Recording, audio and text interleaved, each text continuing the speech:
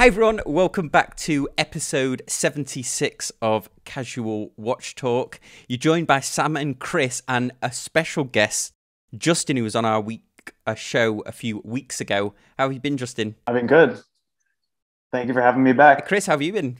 I've been great. I've been great. Excellent. Justin's got the Justin's repping the IWC. Nice. You like that? That's good. That's good.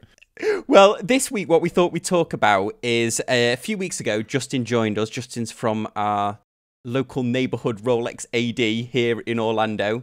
And we discussed everything to do with Rolex on that episode. But what we thought would be pretty cool is Justin has experience in a lot of other brands. And Chris and I have been wanting to do a show like this for a while. But we're going to focus today on Tudor. So the reason we wanted to talk about Tudor is it seems like in recent years, you're definitely hearing a lot more about Tudor. And I always wondered why that was, why for a long time they were kind of really in the shadow of Rolex, it felt like.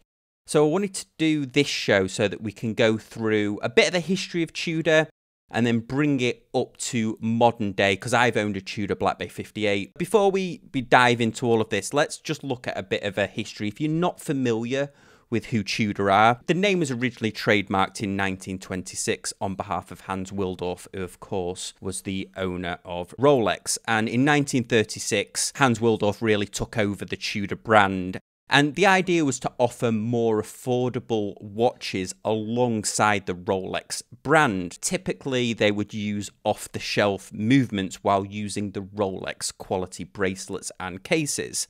So with the launch of predominantly with the launch of the Tudor Oyster collection in the mid-1940s, the waterproof Oyster case which Rolex pioneered was then added to Tudor watches.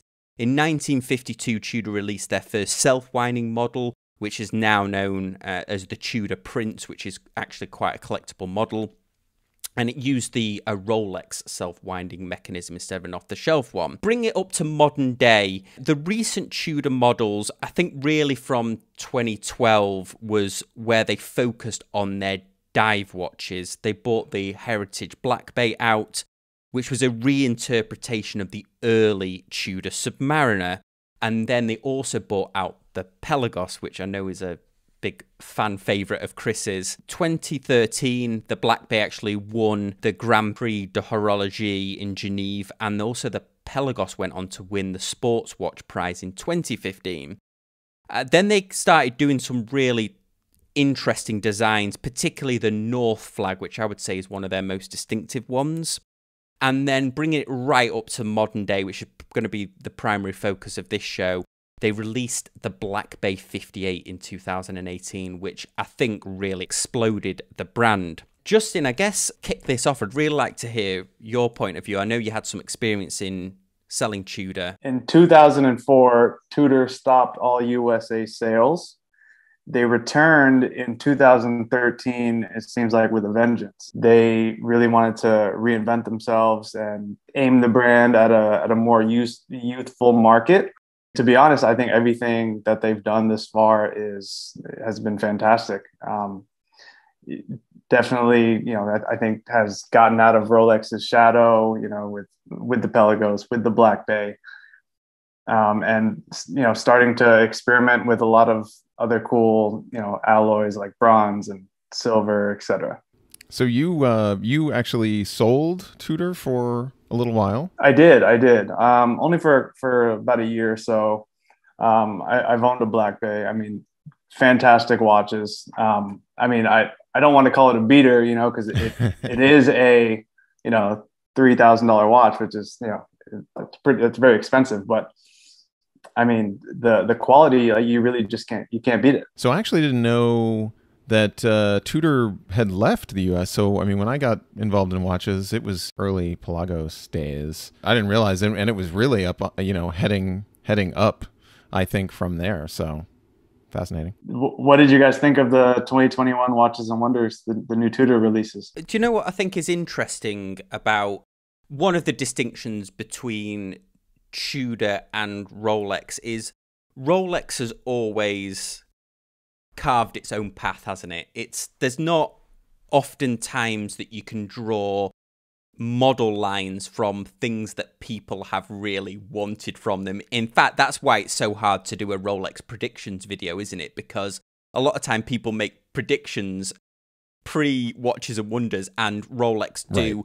Right. I can't think of a single watch where a YouTuber has hit the nail on the head. Yeah, and they always want more than like you dream big. So ceramic and this and different colors, and they're like, yeah, so it has the better movement, and you're like, okay, all right, and we slightly tweaked the lug dimensions, like super tiny stuff.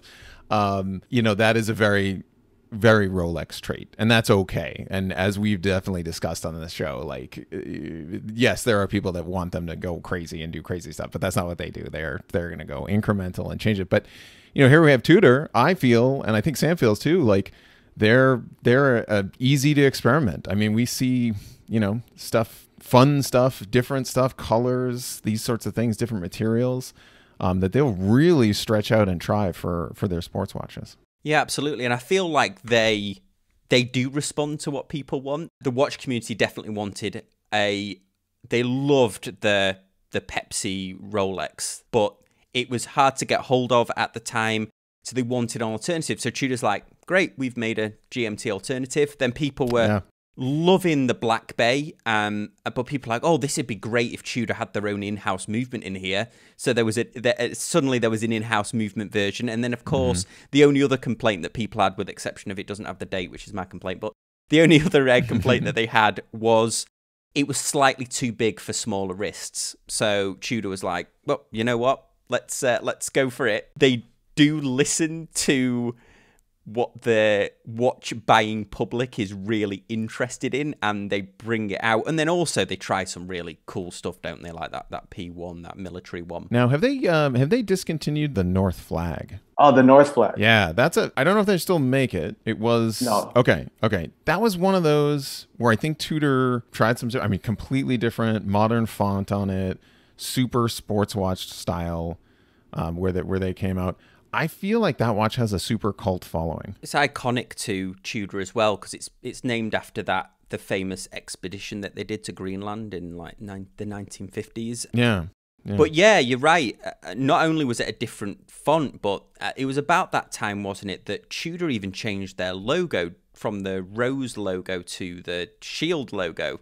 So you certainly don't get the parent company Rolex minor tweaks to the crown over time, but the logo hasn't fundamentally changed like that one. But yeah, I guess, Justin, when you were selling Tudor, I mean, what's your typical Tudor buyer? Was it people that were coming in to look at other brands, and then you could obviously talk about the value for money that you're getting with Tudor, or was it people that really knew, enthusiasts that really knew a lot about Tudor, especially, I guess, those sort of early years when it was coming back? The Tudor customer, I feel like the watch guys like you and I, they love the brand. They know all about the brand.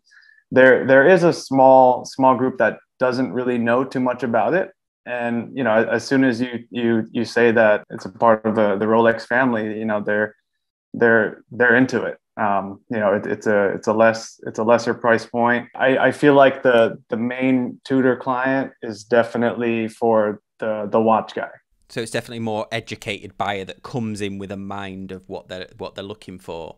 I've owned the Black Bay 58. I did a couple of uploads on the channel with it. I know when that came out, I knew about Tudor quite a bit, but when that Black Bay 58 came out, I mean, there was other watches announced in that 2018 Baselworld. I can't even remember what they were. I think even maybe the new Pepsi Rolex was released then, the GMT, but it seemed to like steal the show, and I think that might have even took Tudor by surprise. Since that release, I feel like they've been stealing the show consistently every single year. Releasing things that maybe people were hoping that Rolex would do it. And then they kind of continued. I mean, with the blue, of course, everyone was dreaming for, everybody wants a stainless steel blue Rolex, right? I would like that. I would want that. They aren't going to do it. That's fine. But Tudor's like, yeah, we'll make it in blue. And so and then this year with the latest release, the bronze, So I feel like they're just like, yeah, okay, sure, we'll totally do that. You want that? Okay, this kind of thing. They certainly set it up. I mean, I don't know how many more they can do, but I mean, there's a color and option for everyone, and I think that they haven't worn out their welcome yet. Another thing that Rolex used to do that they stopped doing a long time ago, but Tudor, although they only did it in a small way, was having shop-specific ones, because where you used to be able to get the Tiffany Rolexes, but I think that stopped in the 80s, you ended up getting that Black Bay that was the Harrods limited edition, wasn't it? The green That's one right. that actually came quite sought after. Another interesting Black Bay, which I know Federico, I think he's managed to get his hands on one or two of them over at the Del Rey Watches, was the custom ones that Ed Sheeran had made for all of his touring crew. Tudor customized the dial with the name of the tour on it as well, which I know Rolex used to do that back in the day, but they will only ever customize the back of a watch now, I think. I'm not familiar with those Ed Sheeran pieces that you're speaking of. They have been doing full bronze, which is a boutique only piece. Oh. They're definitely starting to become a little more exclusive, definitely harder to get. The most sought after, I would say, from this most recent release is the Black Bay Chrono. I absolutely love it. They do like the Panda and the reverse Panda. I think it's a big hit. Now, when you mentioned boutique only, this is a change. They were selling online. You could put it in your basket or through resellers. There's jewelry stores, for instance, like Tourneau. Tourneau will carry multiple watch brands, right? Versus a store that only carries a certain brand. I see. I believe Tudor, they're planning to open up, a bunch of boutiques across the US. And I didn't know that. I don't think I've ever seen a Tudor dedicated boutique, even in New York or anywhere. There's actually two slated to open up. One in New York. I believe that's going to be alongside a Rolex boutique. And there's also one here in our neck of the woods in Orlando. Wow, really? All right. You heard it here. We've had the bronze, but I'm interested to know, Justin, what you think of the one that they made out of silver. Now, they said it was a tarnish-resistant silver, but I can't think of another watch that's been made out of silver. Rolex have never done a silver alloy watch case themselves, have they? No, they haven't. And to be honest, I've never heard or I've never seen anything in silver either. This watch in person is amazing. The case is fully brushed, but it's more of like a coarse, kind of like a wire brush finish, which gives it it's like a different shade versus like the stainless steel. Taupe bezel, taupe dial, which is more of like a gray. I think it's a home run. That was one of my favorites as well. It's just so different and pretty reasonably priced, if I remember. That is $4,300. Yeah. Comes on, you can get it on the leather strap or their NATO straps. Yeah. The NATO straps, I feel like not a lot of people know about those straps too. They are jacquard woven strap, which is made in France. It's the same company that bags for Chanel, Dior, Hermes. Some people kind of write it off and think that it's not luxury. Whereas, these straps that they put on the watches are the opposite. I mean, to be fully transparent here, it was definitely something that has come up on the show. We have kind of talked about it. It is divisive a little bit, the NATO straps, for them to do that. I'm guilty of this all the time. I will make another car analogy. It is like the nylon door pulls on the supercar, where they're like, well, like we didn't want to put metal there because it would weigh too much, so we just gave you this nylon strap, and you're like, this is a $3 million car. Why am I grabbing it? So it's a touch of that, and it's, I think, and I'll speak for Sam here. He had his heart set on the bracelet and had to sort of settle for that. So if you're settling for it, it's a little tough. Yeah, I've probably said some things about the Tudor NATO that I perhaps can't walk back, so we'll leave it there. But the reason, I'm guessing the reason why this silver one doesn't have a bracelet option is because of the machining of the silver, I'm guessing. We're talking about how many Tudor have really hit on the nose of their designs, but I personally can't help but think that the gold one was a bit of a miss. We've been talking about the typical Tudor buyer. I think that the cost for the gold one, which is $16,800, that puts you straight in Rolex territory. I mean, how much is the Sky Dweller? The Sky Dweller's sort of around that price, isn't it, in stainless steel? I can't see why you would buy that myself. Sure. Yeah. The steel Sky Dweller is 14,800. Yeah. I mean, I have an opposite opinion. I actually love that gold watch. I do wish that they would have put a gold bracelet on it. What I don't really care for, I mean, I do love the fact that they put the exhibition case back on it. However, I think that they could have maybe decorated the movement a little bit more. I see. You know, maybe put like a gold rotor or something like that. But I love the green. I love the gold. I think it is priced very well. But I mean, you know, to each his own. Exactly. Okay. Right. Even if you think that the price 16,800 is reasonable, it is not unreasonable at all to expect there to be a gold bracelet with that as well. I don't know how much a gold. What would you say would be a comparison to that? The day date gold from Rolex. The day date is 36,550, 37,550. But I mean, you know, you're also getting a full bracelet. Full bracelet, okay. And interesting that you dig the gold. Do you see? Because we've seen this sort of flip back and forth where everybody was like, "You must make a stainless steel. Why are you not making stainless steel?" And you know, and then companies are, I see, starting to maybe flip back to, you know, hey, let's put out a platinum, let's put out a silver, let's put out a gold. Well, I mean, I think it goes back to what we were talking about earlier, kind of the brand, I think, experimenting, seeing what's a hit, seeing what's not. Where I think Tudor kind of missed the mark, right? So, you know, right now it's extremely difficult to obtain a Rolex, right? So maybe get a Tudor, which is a part of the Rolex family. These Tudors are becoming extremely hard to get too. Like this green one, we've maybe seen one. So that's hard to get. Are they limiting that in any way that you know? It's not a limited edition or anything. No, actually, none of their watches are limited edition or numbered or anything. Yeah, I guess that's one of the good things from the parent company, isn't it? That Rolex don't go for the limited edition, limited number edition versions. So we discussed the Black Bay. Chris and I thought we did a bit of a show last week where we did hit or miss, and we had the Black Bay Bronze as a big hit. We felt it was a hit. What do you think, Justin, based on what you've seen of, you know, what your feeling is of the market and the way they've gone about this? I agree. I think it's a home run. It is a boutique only piece, so I'm sure this one will be a difficult one for people to get their hands on. One of the things that Tudor does with their bronze, they add different elements into it to stabilize the bronze.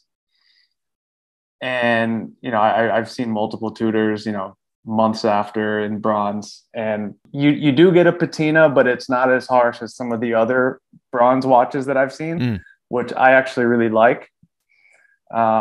You know, for instance, like the Panerai Bronzo, right? You know, you wear that thing for a week, you know, and a week later it looks like a green wreck. Yeah. Yeah. Exactly. Jack exactly. Where'd you guys go? How long were you in the pool? Jeez. Yeah, I know. It's good. Yeah. It was one of the reasons it was a hit for me. Bell and Ross has done some stabilized bronze. They did a stabilized bronze chronograph and just sort of matched, they wanted to go for that color and make sure it kind of stuck. And yeah, that's what made it a hit for me. I mean, you know, I think this is the more mature. I think early when bronze started coming out, people were just doing some experiments and like, oh, well, we can have it patina, things like that. And I think you're right. A good example is, you know, a Panerai. It kind of takes on a life of its own, which can look really cool. But I don't think every sports watch, you know, or something that I'd be into would I'd want it to like take on all sorts of stuff. So, and unlike our gold friend, the bronze does come with its own bracelet. Ah, yes, complimentary. Shifting a second through to one of the hits that I thought at Watches and Wonder this year was you briefly mentioned it, Justin, before, but the Black Bay Chrono. Now, they had a chronograph that looked like this before, the steel and was it steel and gold, was it the S&G gold?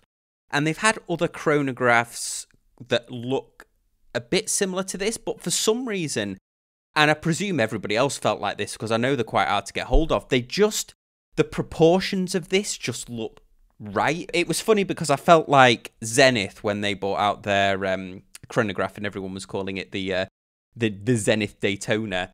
I feel like this was Tudor's reply to that, and I think they did an excellent job of it. There's just something about the proportions because I've never really lusted after a Tudor chronograph quite the same way as I have with these ones. Have you managed to get your hands on one of these at all yet? Well, so actually some clients call this the Tudor Breitling, because this actually so when they released this, they teamed up with Breitling, and they kind of like traded movements basically. This is essentially it's a B01 movement that's it's been modified by Rolex to their standards. But yeah, I believe they use this movement from Breitling, and then I believe the same movement that's in their Black Bay went to Breitling for their Super Ocean. I've covered this on the channel before. Breitling used to do that quite a lot. And in fact, the Swiss watch companies used to share movements. I mean, the Hoya or Tavia, the iconic Hoya watch before Tag bought them, that had a movement that I think there were several companies involved. Hamilton Buren and Breitling actually made that the Caliber 12 movement where they all brought their expertise together. So it's nice to see that that's happened again. Yeah, no, certainly. And then now you also see with their new Black Bay ceramic and how it's now a master chronograph tested by Matas. I don't know if you've seen that as well. So now they're kind of like teaming up with Omega essentially. I mean, some of their stuff was, I mean, the Pelagos was COSC certified, but that wasn't a mainstay for the brand. I feel like, speaking of Breitling, more of a Breitling thing. So all the new Breitlings are COSC. So that's interesting. I mean, that they're bringing that additional accuracy verification, which is great. Kind of going back to Sam, you really called the like proportions. I feel like the older Prince chronographs, they just didn't quite look. I mean, they looked like Tudors, but they didn't have, I mean, I think your comment on proportions is right, because I see like some old Tudor Prince on Chrono 24 right now, and they really span the gamut. Like they kind of looks like an Omega, kind of like a Pilot, almost like a Breitling, kind of like a Zin maybe. They didn't have the distinctive style, and this new one, super distinctive. I love the Panda. I'm a sucker for the Panda dial. I want one, and I think they're great. I think they're decently priced too. Yeah, I do. And another, I mean, this is me being supportive, but also seething with jealousy of another YouTuber. I know that Adrian at Bark and Jack's got a really good relationship with Tudor. I think they must have I think he's based in London. They must have an office there. But if you're interested in any of these new Tudor watches, he usually gets his hands on them. And I mean, his photography is like next level in terms of the watch reviewers. He's some of the best macro work that you'll see. But he manages to get hold of these, and he did a review of the Bronze the other day. He's done a review of the chronographs, and they really do hold up to the scrutiny under the macro lens. We've talked about Tudor. I'll get your advice, get your opinion on this, Justin. We talked about Tudor kind of responding to the watch community, being an enthusiast brand, and then it seems like the ideas filter through. But one thing that it seems that they constantly get asked for, every Watches and Wonders people are waiting for, but it never seems to come to light, is the Tudor Submariner with the snowflake hands. Do you think that's too much of a crossover? So Tudor very much used to be a crossover between Rolex and that. You used to get the Oyster case, but with the Tudor dial. But do you think bringing a Tudor Submariner out might be a little too on the nose these days, or do you think it might happen? I mean, in my opinion, I don't think that they would bring that back.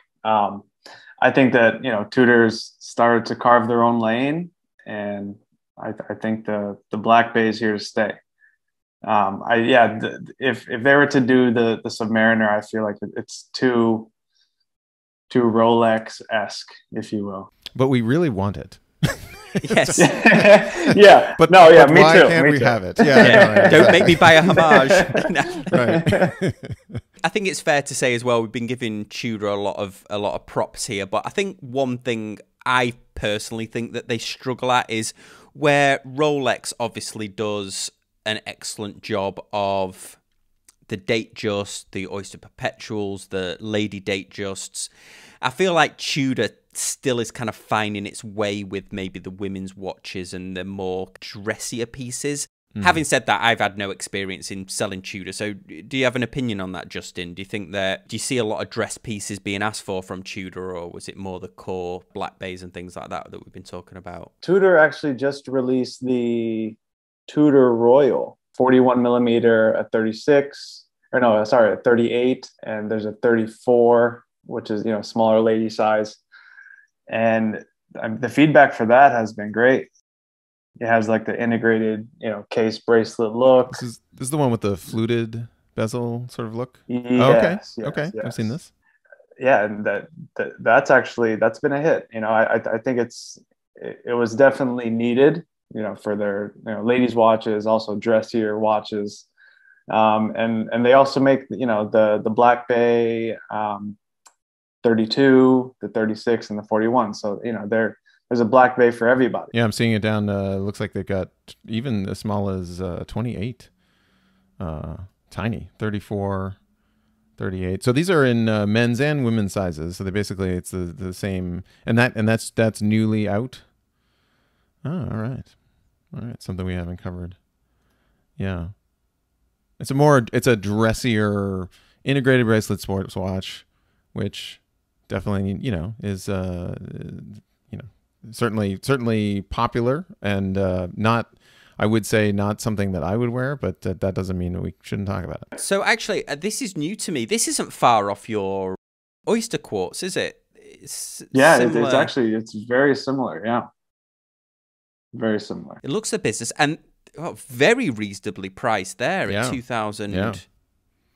I like the full day at the top. It's very Hamilton khaki, but I definitely like it. Almost exactly the same layout as the day date, with the day at the very top at the 12 o'clock position.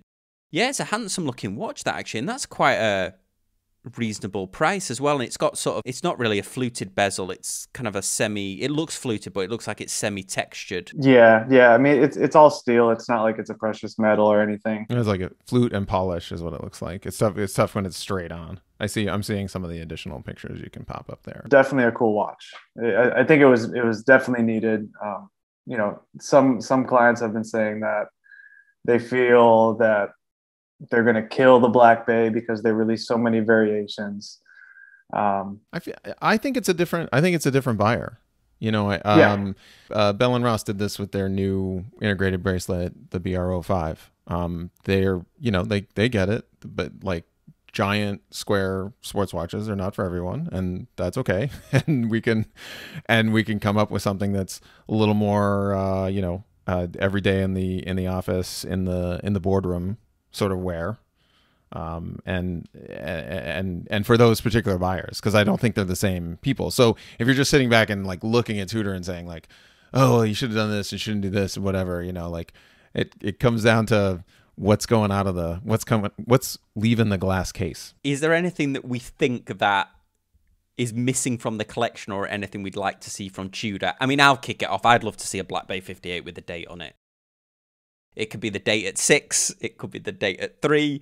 I think it would just, for me, that would just top it off. I owned a Black Bay 58, and I liked it. I've had dateless watches as well. I wore a Speedmaster without the date for ages. I've obviously got the Rolex OP that's dateless, but I also like having the option of having watches with the date as well. So I think Black Bay 58 with the date. I don't know, Justin, is there anything you think would round out the collection, or anything on your wish list that they would do? I think the date would be great. Certainly. I think it would be awesome if they, like like I mentioned earlier, some of these precious metal pieces that they're releasing, if they release them on a full bracelet, you know, a full 925 silver bracelet or full gold bracelet, I think would be awesome. I would like them to. I mean, this is just my opinion. I do think that they maybe should create another new piece as opposed to just creating so many Black Bays. You know, but I mean, you know, that's just my opinion. Yeah. I'm with you. I can't really put my finger on something that I would like them to do with one of their existing, because I feel, as I discussed it, I feel like they did it. Like, if you want green, you want gold, you want blue, you want gray, you want silver. You know, we're not giving Sam a date, and I can't read the date right now anyway. So it does, you know, I'm getting to that age where I could hold my arm out 4 feet away from me. I still couldn't read the date. Give me, you know, even with the giant magnifier on the side of it. So that doesn't bother me. But I think, yeah, maybe right now is too many eggs in one basket. We should start. So, you know, as we just discussed, you know, they've gone into the dress watch stuff, the integrated bracelet dress watch, the Royal. So yeah, continue to give us some new stuff. I don't know if it's time for a new Pelagos, a new diver, because the Black Bay technically falls into that category. But I guess I'd like to see a fresh modern diver or a fresh Pelagos. I think you're right. And we haven't talked about the Pelagos enough, really, because the Pelagos is, I mean, I've held a few, I've worn a few. It's a dive watch, but it's more than that. That integrated clasp that they've got that actually expands on your wrist. It has some spring mechanism in it that expands. Everyone I've talked to that owns this is like, this bracelet is amazing. I wish this bracelet came on every watch. And the titanium, it's an incredible design. I almost wonder whether it's underappreciated, the Pelagos. I don't know what you guys think on that. Yes, you know what? I do agree with that. That it's definitely one of their best watches. I mean, you know, it's titanium, ceramic bezel, that spring-loaded buckle that you were just speaking of. It's got the helium escape that's sort of on the side, which is nice. Yep. And then, you know, they not only did, you know, they also did the lefty, which is the LHD. Yeah, that's right. Which I thought was, like, you know, super cool. You know, so they're definitely aiming at like a younger, you know. And thinking about like their sort of resurgence into things, this is one of the models that started out with the ETA movement and then moved on to their in-house. So the later ones have the in-house movement. So you actually have a switching of a movement here. I will make the very common argument that there's too much text on the dial, but it still looks great. I mean, that blue is just, I can overlook all the text on the dial when you see that blue. I think this is the same with the James Cameron Deep Sea Dweller. There is no photographer on the world that can capture it like you see it in real life. First time I saw that James Cameron, that dial is like, you're lost in it. It's incredible. And same with that blue of the Pelagos. You've got to see it, the Pelagos. You've got to see it in person, I think. Justin, thanks for joining Chris and I again. No, thank you. Thank you again for having me. I'm a big watch nerd, so I always love talking watches. Well, you're always welcome on the show. As always, guys, we really appreciate you watching and listening, and we'll see you next time on Casual Watch Talk. Thanks, guys. Bye.